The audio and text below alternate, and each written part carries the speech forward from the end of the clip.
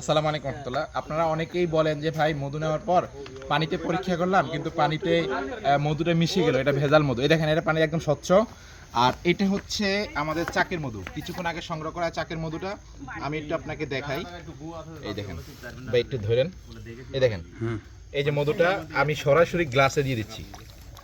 এই দেখেন, গ্লাসে কিন্তু মধুটা মিশে যাচ্ছে, আশা করি দেখতে পাচ্ছেন।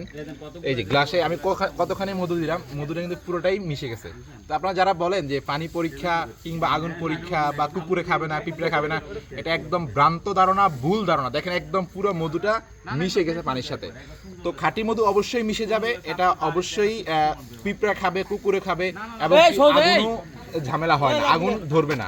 আপনারা অনেকে চিন্তা করেন যে ভাই এই মধুতে আগুন ধরলো না, এটা ভেজাল মধু না, এটা হচ্ছে পাও কথা, একদম ভুল কথা। তো অবশ্যই যাদের খাঁটি মধু লাগবে, খাঁটি মধু খাঁটি লোক চিনে তারপর অর্ডার করুন ইনশাল্লাহ। দেখেন খাঁটি মধু কিন্তু পানিতে মিশে গেছে, এই যে পানিতে একদম পুরো মিশে গেছে। ভ্রান্ত ধারণা থেকে বের হয়ে আসেন।